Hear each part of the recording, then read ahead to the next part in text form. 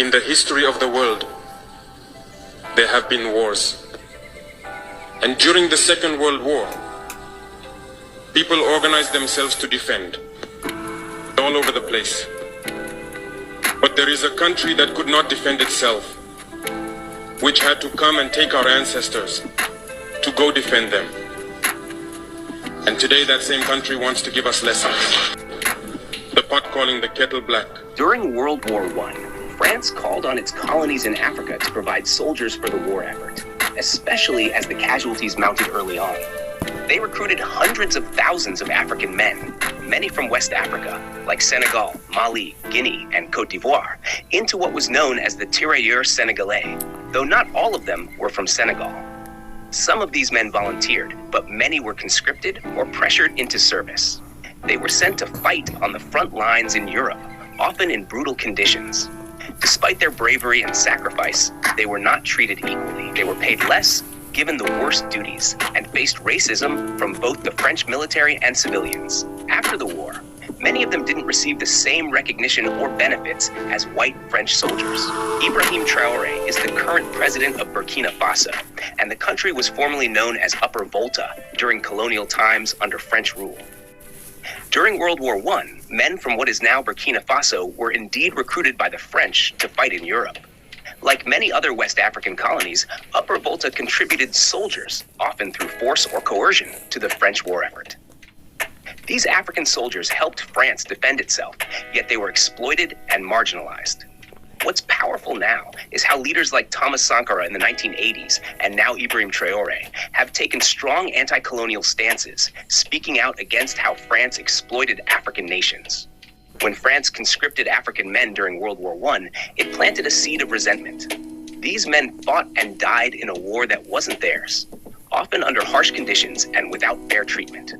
After the war, instead of gratitude, many veterans returned to poverty and continued colonial rule. That deep injustice stayed in the minds of people across the continent. Fast forward to the 20th century, and those memories helped fuel the independence movements. Leaders like Thomas Sankara in Burkina Faso, bold, revolutionary, and fiercely anti-colonial, drew from this legacy.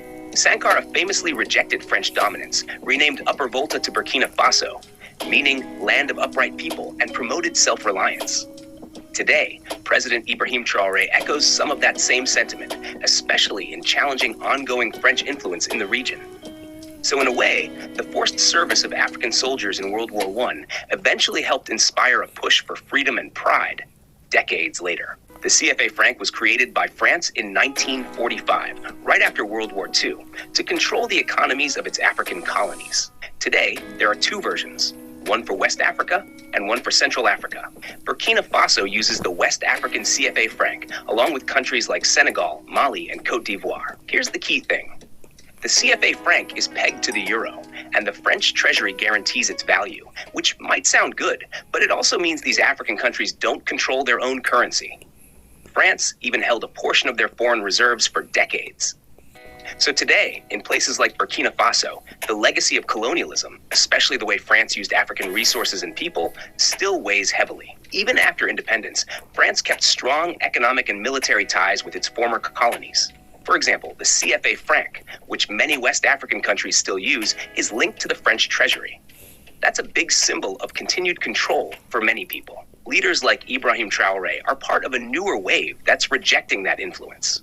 He's spoken openly about cutting military ties with France and looking to partners like Russia instead. He's also focused on national pride, sovereignty, and reclaiming control over the country's resources, especially gold and minerals. That's very much in the spirit of Thomas Sankara, who wanted Africans to stand on their own without depending on former colonizers. This push is getting a lot of support from younger generations who are tired of poverty, corruption, and outside control. But it's also creating tensions, especially with Western powers. Critics, including leaders like Sankara and now Traoré, argue that this setup keeps African economies dependent and limits their freedom to make decisions that benefit their people. For example, if Burkina Faso wants to print more money to invest in schools or health, it can't, because that power sits with a central bank that's influenced by France. There's been growing pressure to break away from the CFA. Because Burkina Faso can't fully control its currency, it can't easily adjust things like interest rates, inflation, or money supply to respond to local needs. So when food prices rise or people struggle with unemployment, the government's hands are tied. Also, the CFA franc being pegged to the euro makes imported goods more expensive, and that hits regular people hardest, especially farmers, street vendors, and low-income families. Now on to alternatives. There's been talk for years about replacing the CFA franc with a new regional currency called the ECO, led by the West African Regional Bloc, ECOWAS. The idea is that it would give countries more control and reflect local economies better. But progress has been slow. There are disagreements over how it would be managed, and some countries are more cautious, especially those with stronger economies that benefit from the current system. Some leaders, like Traoré, are also exploring national currencies, just for their own country. But that's risky. It requires strong economic planning, trust from the people, and enough reserves to back it up. Still, for many, the control and dignity of having their own currency might be worth the challenge. Renaming Africa to its original name, Al-Kabulan, would be a powerful reclaiming of the continent's heritage, reflecting its deep history and cultural richness. It would be a significant statement against colonial legacies and a step toward restoring pride in African identity. There's been growing momentum for similar shifts, like the push to stop using colonial names for places, institutions, and even the removal of statues celebrating colonial figures. This broader movement is gaining strength, especially among younger generations and Pan-Africanists. Internally, it could be tough to overcome decades of entrenched systems, economic, political, and even educational, that are built around the names and structures left by colonial powers. A lot of people might be used to the current names, and there would be a need for a large-scale shift in mindset, which could take time. Externally, countries or institutions that benefit from the current status quo might resist change. For instance, Western governments and multinational companies might be hesitant, especially if renaming Africa or its countries disrupts long-standing economic agreements or the global perception of Africa in certain industries. Absolutely, it would be an incredibly powerful and liberating step. Renaming places and removing statues tied to colonialism could help break the psychological chains that have kept so many African countries in the shadow of their colonizers. It's about reclaiming identity, restoring dignity, and acknowledging the pain and trauma of colonial history while moving forward with pride. It would also send a strong message to the world that Africa is no longer tied to its colonial past and is ready to define its own future. It could inspire more people to take control of their own narratives, whether in politics, culture, or economics. The people on the continent have so much strength and potential, and these changes would serve as a powerful affirmation of that. But with enough support, leadership, and a united push, these hurdles could be overcome. Renaming could be a symbol of freedom and identity, one that people feel proud to advocate for. Renaming places and removing colonial symbols would be a bold declaration of independence. Fear is one of the biggest obstacles to independence and progress. It's ironic because many African nations have been fighting against colonial rule for decades, yet they still hold on to certain aspects of dependency, often out of fear of what it might mean to fully break away and stand on their own.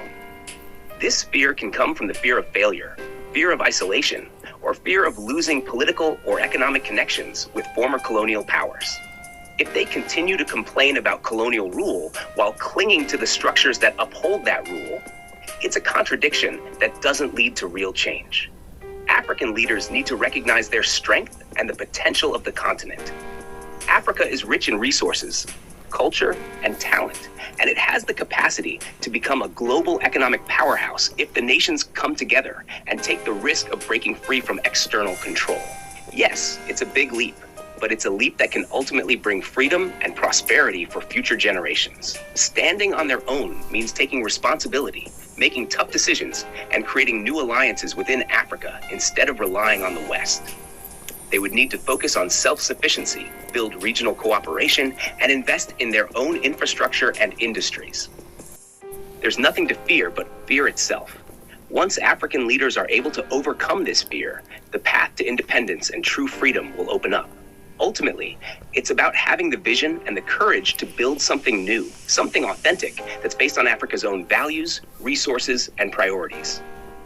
The continent already has the tools to succeed, but it has to be brave enough to use them. African nations need to take stock of their resources and examine their imports and exports carefully. The current system is deeply flawed because Africa is exporting raw materials, such as gold, diamonds, oil, minerals, and agricultural products, and then importing finished goods. These raw materials are often shipped to other countries where they're turned into high-value products, and then Africa ends up buying them back at a higher price. It's a clear example of economic exploitation. What's needed is a shift in mindset. Instead of simply exporting raw resources, African countries should start investing in local industries to process and manufacture these materials within their own borders. This means setting up the necessary machinery and infrastructure to create finished products locally, whether it's gold jewelry, electronics, cars, textiles, or processed food. This would allow African nations to keep more value within the continent and create jobs, while reducing dependence on external markets and suppliers. For example, gold doesn't need to be shipped out raw. It can be refined and turned into jewelry or gold coins locally. Cocoa can be processed into chocolate and other products, creating a thriving local industry instead of just selling the beans. Oil can be refined into petroleum products like gasoline and plastics and used locally or exported as higher value products. This would not only help in creating wealth and employment within Africa, but also give the continent greater bargaining power on the global stage, since it would be exporting goods with higher value. It would reduce Africa's reliance on foreign imports and allow the continent to determine its own prices, rather than being subject to global market forces that often take advantage of its raw materials. Economic independence comes from being able to control your own production and not just export resources, but actually add value to them before they leave the country. Absolutely, it would be a game changer. If all of Africa set up industries to process its raw materials and kept the finished products on the continent, it would completely flip the power dynamics between Africa and the rest of the world, particularly Europe. This kind of approach could radically shift Africa's role in the global economy. Instead of Africa being the supplier of raw resources that others turn into high-value goods, Africa would become the source of finished products, manufactured goods, technology, automotive products, consumer goods, and more. This shift would create a few critical changes. 1. Wealth retention. By processing raw materials locally, African countries could retain the wealth that is currently leaving the continent. Instead of exporting gold as raw material, they could turn it into finished products like jewelry, electronics, or industrial products. 2. Job creation. The establishment of factories, refineries, and manufacturing plants would create thousands of jobs across different sectors: skilled labor, engineering, administration, and so on. This would help reduce unemployment and provide opportunities for economic mobility. 3. Increased value. Africa would stop trading raw materials at a low price and instead be able to sell refined, finished products at a much higher value. This would increase the economic power of African nations, giving them a stronger bargaining position on the global market. 4. Shift in global trade. Instead of Europe or other parts of the world exporting finished products to Africa, they would be importing finished goods from Africa. This would reverse the traditional flow of goods, giving African countries more control over their own economies and how they engage with global markets. 5. Economic independence. It would also reduce Africa's dependence on foreign aid, loans, and imports, which often come with strings attached. By focusing on self-sufficiency, Africa could gradually move toward economic autonomy, which would also have political implications, strengthening their independence in global decision-making. For example, if African countries processed minerals into electronics, automobiles, or energy solutions, not only would Africa meet its own needs, but it could also export these finished goods to the rest of the world. And instead of Africa being exploited, Europe would have to negotiate and pay fair prices for these products, creating a more equitable relationship. The key here is that Africa has the natural resources, the labor, and the potential to do this. With investment in infrastructure, technology, and education. African countries can build up their local industries and create a sustainable, self-sufficient economy. By creating local industries and refineries within Africa, the continent would be able to retain the value of its resources and reduce reliance on Europe and other global powers. Finished products made from Africa's raw materials would not only generate wealth, but also strengthen Africa's economic sovereignty and global influence. With Africa having so much wealth in resources like uranium, gold, oil, and diamonds, if these resources were processed locally, Africa would indeed be able to sit at the bargaining table as equals, or even as powerful players in the global economy. Africa would have the leverage to negotiate fair trade deals and investments that benefit its people, instead of being constantly exploited by foreign interests. Job creation would be another huge benefit. By setting up these industries, Africa would reduce unemployment, provide skilled training, and create better opportunities for its young population.